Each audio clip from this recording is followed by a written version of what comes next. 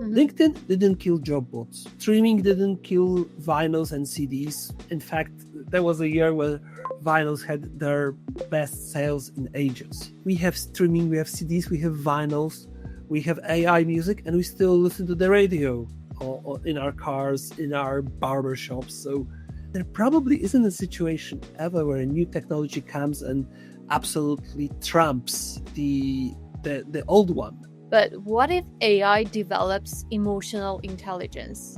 Would you then trust AI to conduct user research? I would probably do.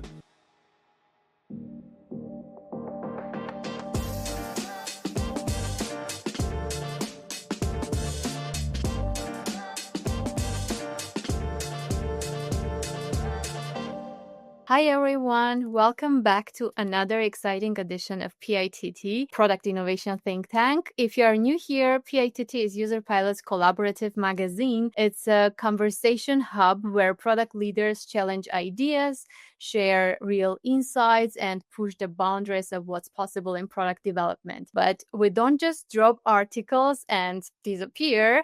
We bring the minds behind them into the spotlight to go deeper, ask questions, and extract some practical, no-nonsense takeaways for all of you. And today we are tackling a question that has everyone in the product and research world buzzing. Should user research be left at the mercy of AI?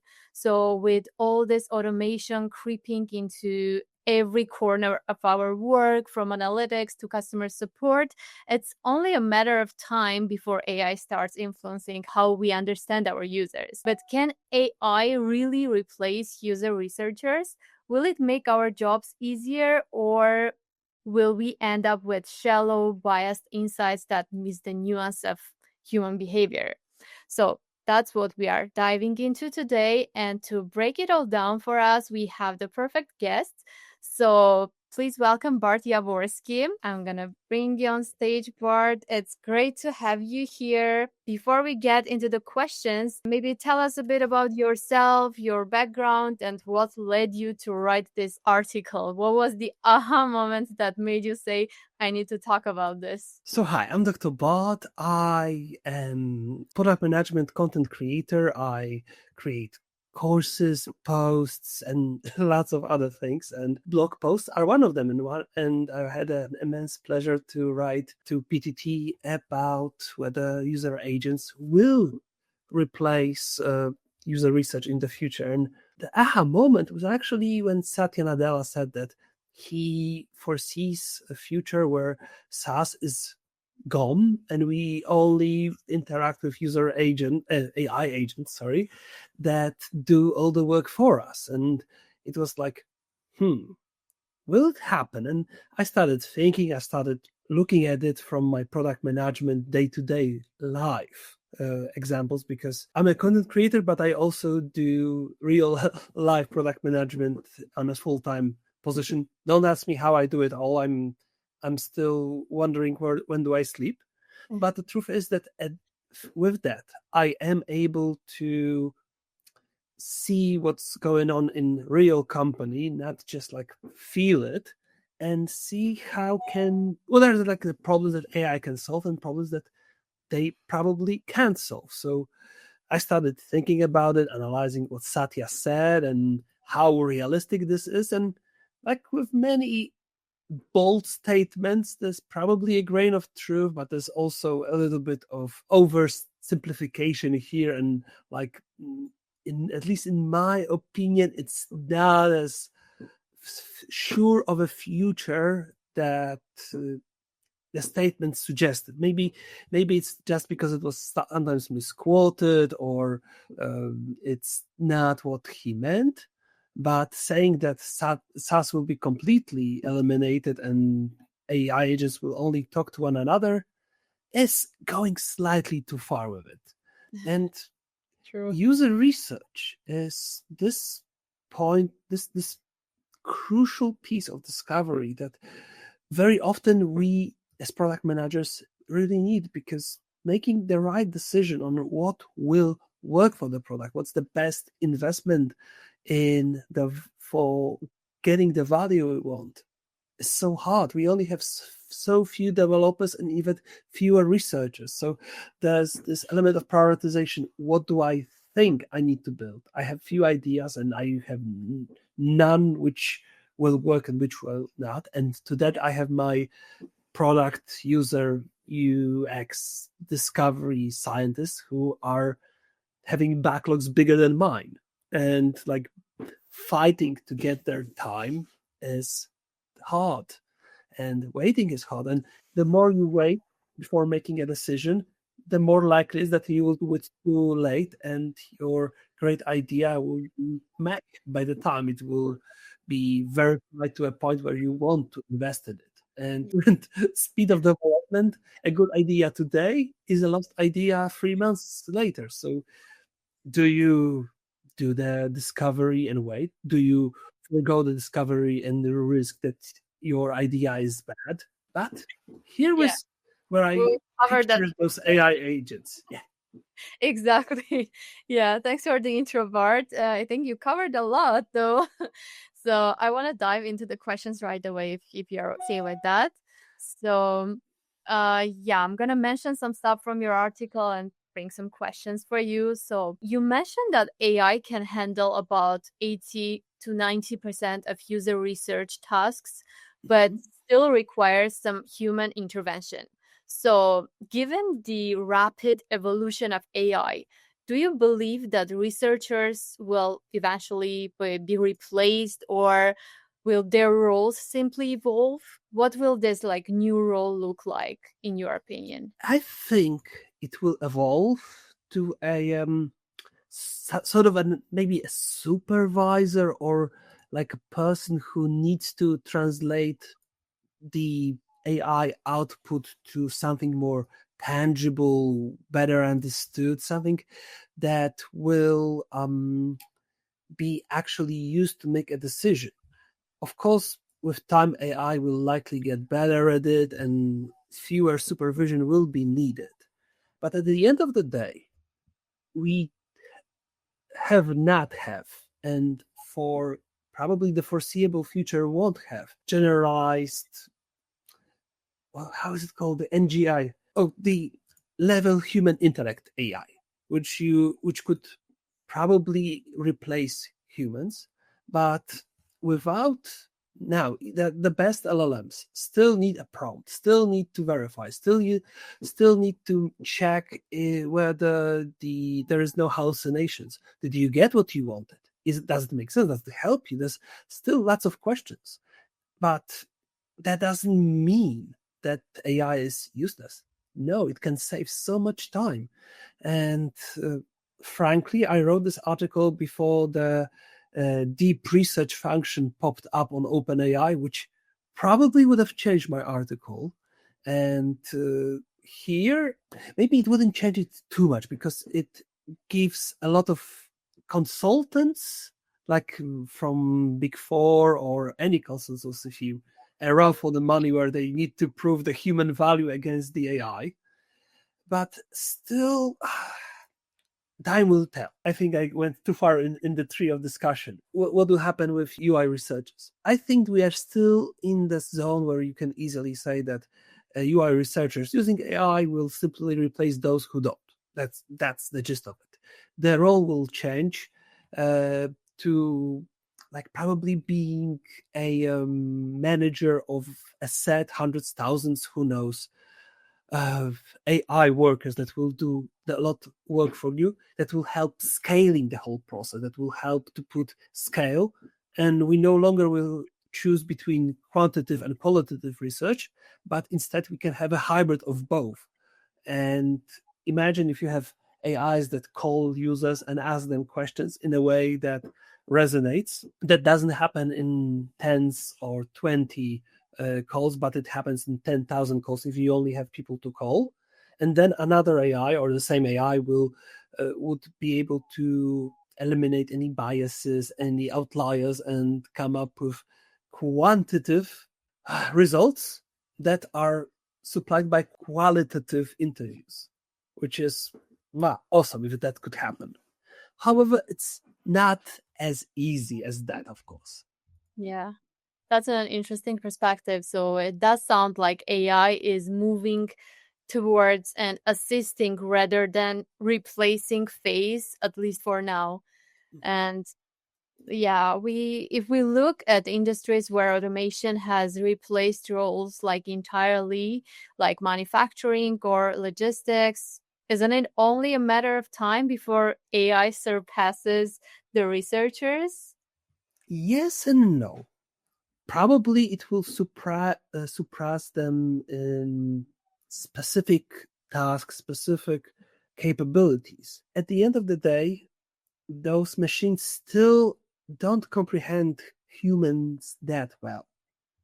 And we need to remember that the AI that changed the whole scope, the whole landscape, is nothing more. I mean, this sounds benign, but at the end of the day, we are dealing with a glorified text predictor. There isn't real reasoning there. The text has no understanding of what it wrote.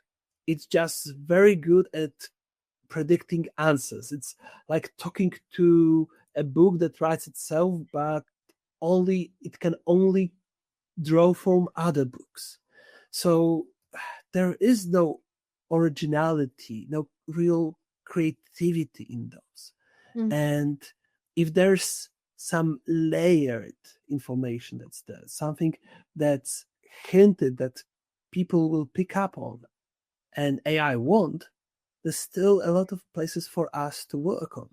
And I think that once the grunt work can be replaced with AI, we'll have gigantic space for this creativity, for being unique, for being crazy even and trying new things. We'll no longer need to play it safe because AI will do the safe work for us and we'll be left to be human, to understand each other and create better things together. Yeah. And that brings me to the next question because you argue that AI lacks human empathy, right? So, which is critical for qualitative research, like interviews. But what if AI develops emotional intelligence? Would you then trust AI to conduct user research? I would Specifically, probably do, but Mhm. would the users trust enough to share what they would like to share? For me, it's always a great case study of automated cashiers that when I saw them first time, that I don't have to interact with another person to buy goods, that I can scan them myself and I can just go to the shop, scan it, and leave. I thought I will never need to go to the cashier ever again. And then I started using it. And we all been there. We all saw when it can be very irritating when it speaks to you in a very like commanding way. Me and my wife, especially, I think in Carrefour, it was that we had a machine that was almost shouting at us, and we were like, "Okay, please, no, I'll pay. Please, don't hurt me." Of course, joking at it, but it shouted the commands one after the other. And then you want to scan your apple and you don't know which one of the 10 types of apples do you have in your hand. And then something moved and the weight was off. And like the new problems that appeared with this approach made it so a lot of people came back to the human cashiers, including myself. And I have 2 free products that have barcodes visible easily. I will just scan them. If I have a full cart of stuff and I really don't want to deal with the issues that automated cashiers represent, I will go to the human being operated one, despite my initial happiness that I don't have to do that. And now I do it with pleasure when I'm in a situation because I know that I'll be served well with no machine conditioned stuff.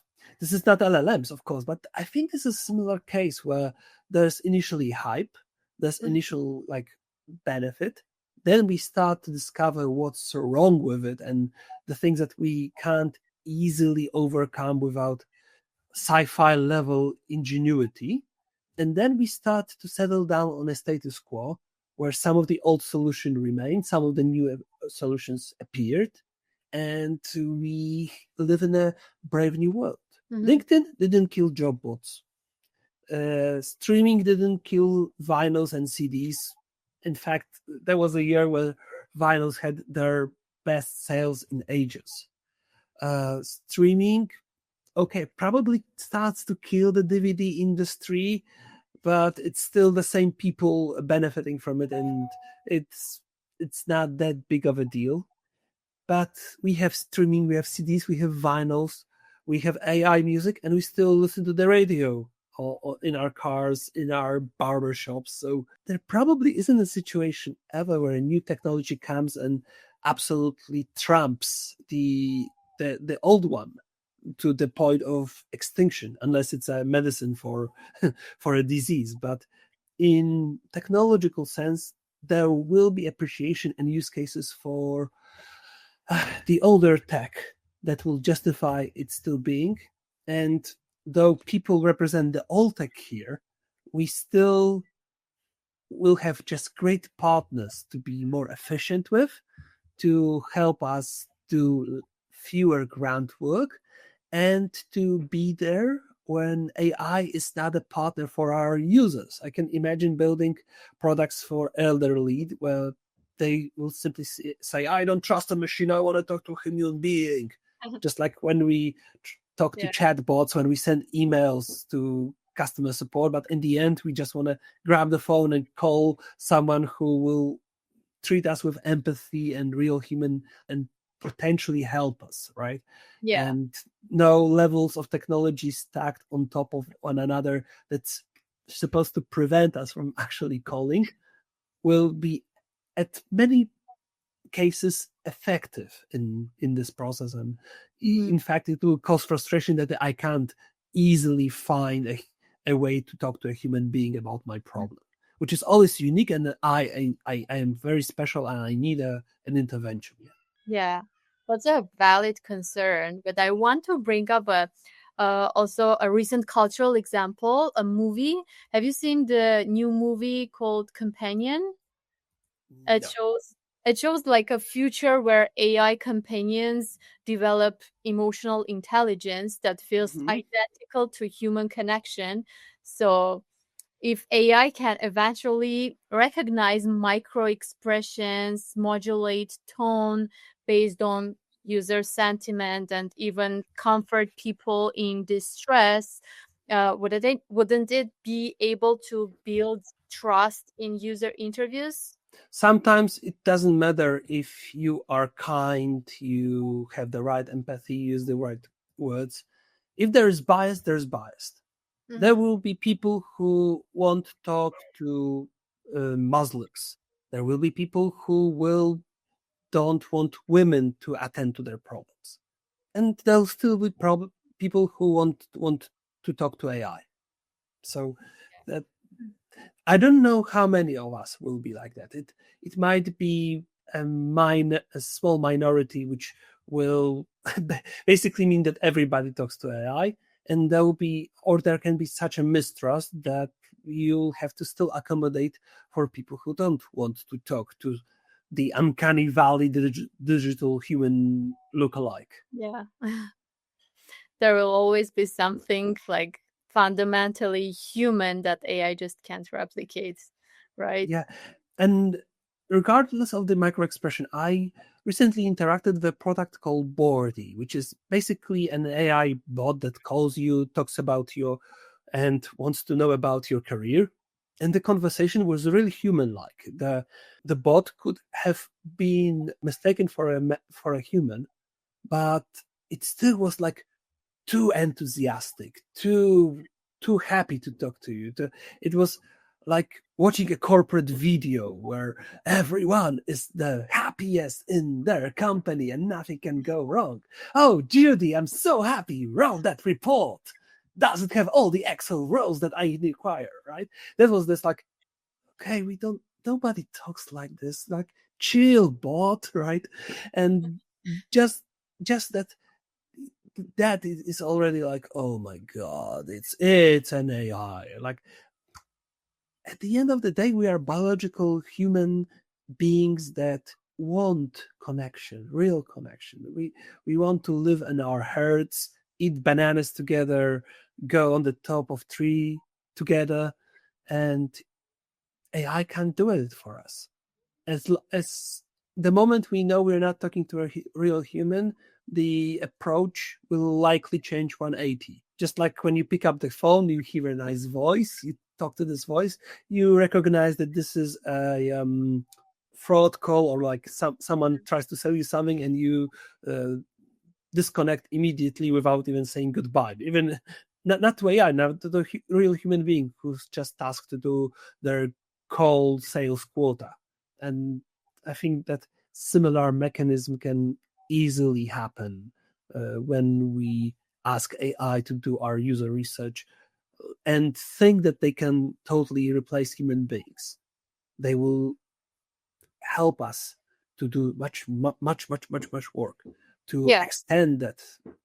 like, But it's unrealistic to think that it will be able to do it all on autopilot anytime soon. yeah, And I'm really looking forward to seeing the researcher from OpenAI on live to play around with it to see if it's really producing quality research, or this is just like a shallow googling where it looks good, it looks professional, it looks wise, but when a specialist looks into it, there will be a lot of small details and kinks that will make it a very medium or poor piece of work just because AI doesn't know or have access to secured software that is needed in such use case. For example, if you would like to have an AI lawyer has to have paid access to an actual archive of uh, judicial processing, the sentencing, the um, past court cases. And unless the archive is open to AI, then any research done based on simple Googling will be high school level or like first year law student good at best, right? And that's not good enough when it comes to clients, when it comes to complicated cases. And I even know a lawyer that says that AI usage is great to streamline creating templates and documents for clients, which saves that lawyer like hours of work. So people are happy, they get their papers written in 5-10 minutes, and because the lawyer is a lawyer, that the lawyer can tell that it's good or not. But when it comes to actual cases, it's terrible, right? yeah, you you'd probably need the software that create that the archive to create that AI as a specialized use case. And is it in their interest to create it? Time will show. yeah. Coming back to our user researchers, your article talks about how AI can take user research to a whole new level, right? But do you think there is a risk that AI-driven research could make all products feel the same, losing some like cultural and contextual differences? If you think so, how can we avoid that? I think that if this happens, that will be a short stage. Because in the end, you can only build great products if you build them for users. So it's if you start to go into biases that are wrong or create an average product, you start to see average ratings and get average sales.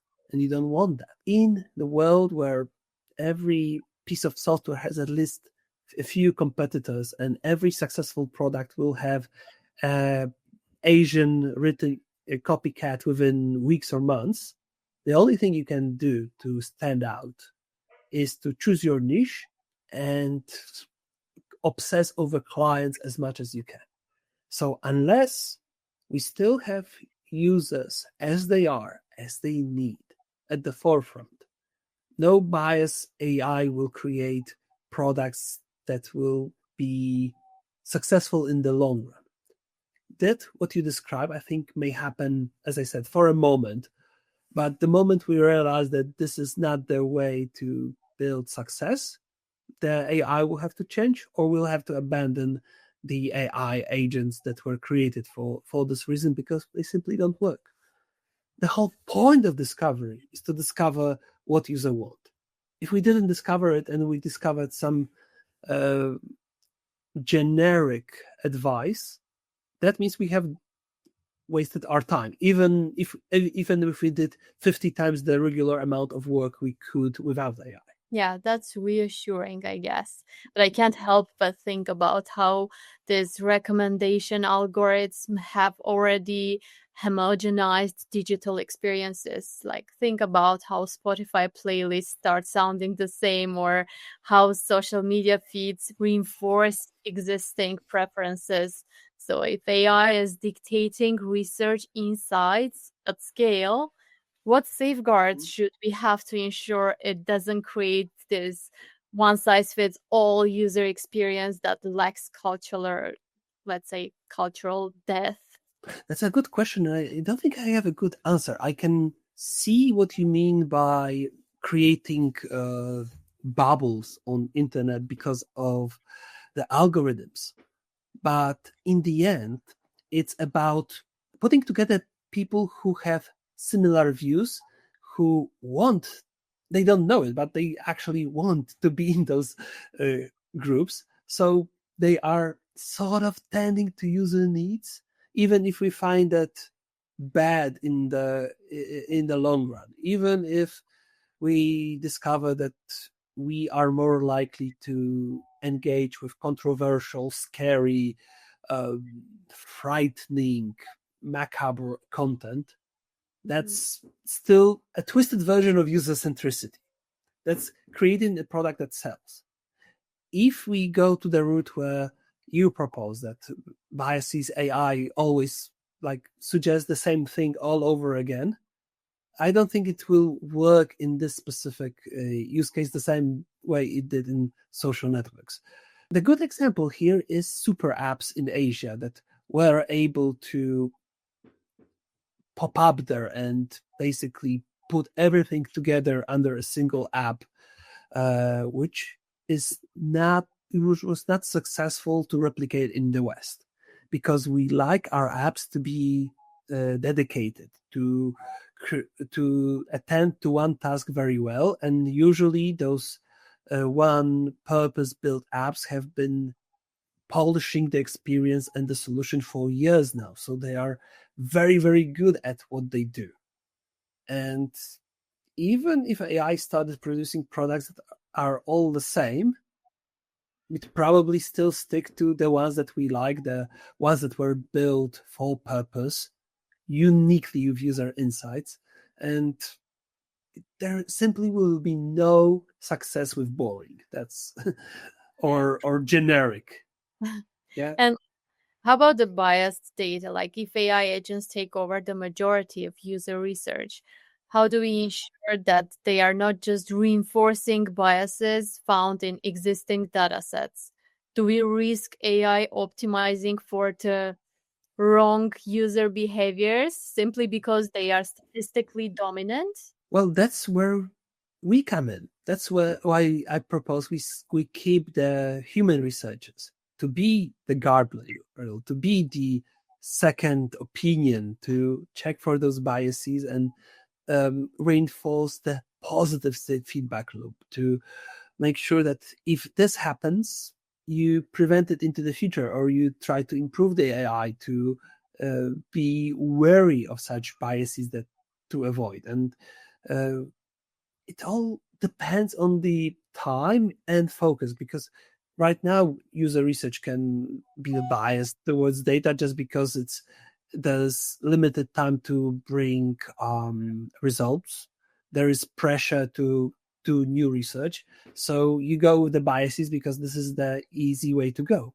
But Mhm. if you had time, you can go deep into the data, see if there's something wrong, see if there's something that doesn't feel right, or an important insight that feels insignificant math wise, but is actually uncovering something very important.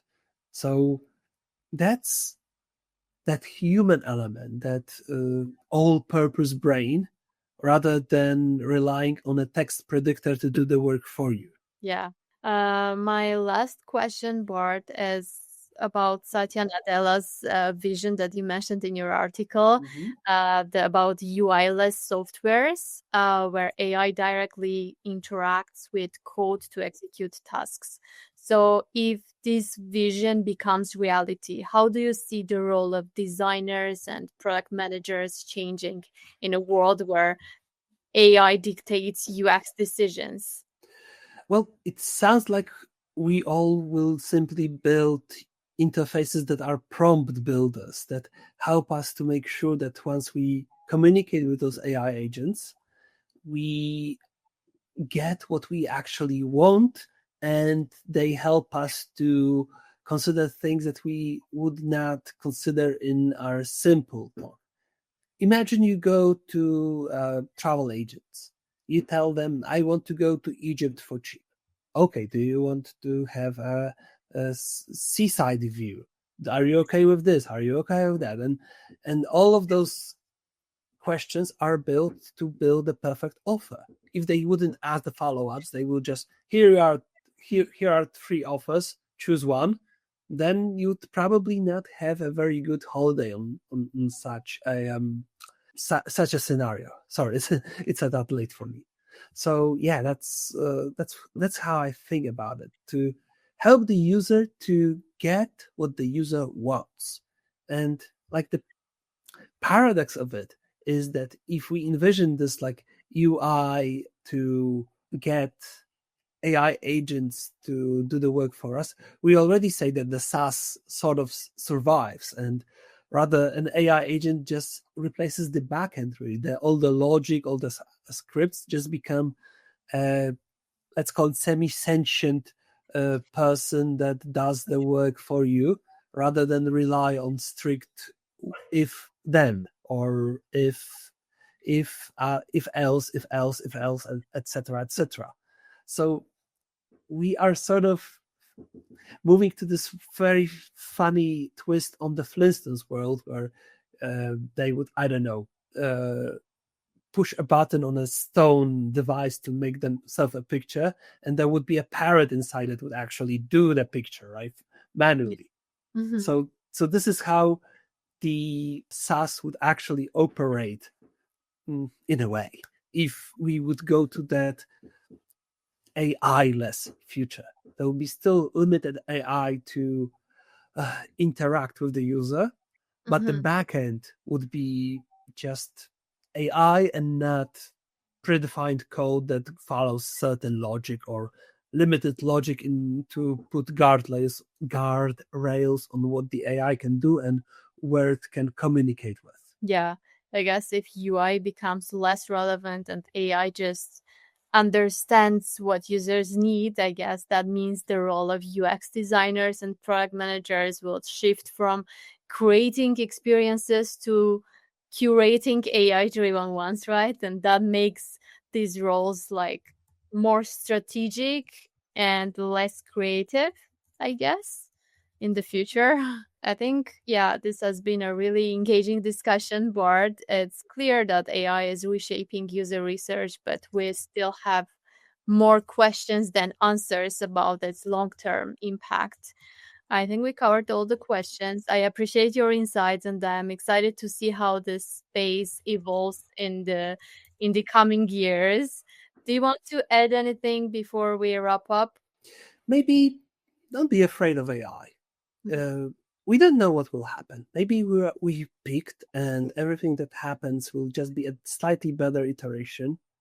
Maybe NGI will never come. Maybe we just are looking into the future where we won't be replaced, but all the boring stuff we do will be replaced. Where rather than work 8 hours a day, we can afford to work 3 hours a day and have enormous output.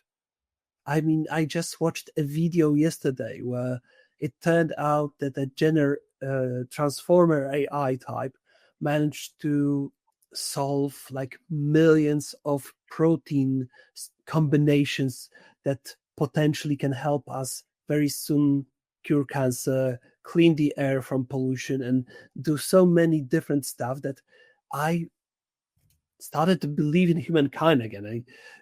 Before Brexit, I thought, because for me, Brexit started a chain of events that made the world less safe and less wise and more stupid, frankly.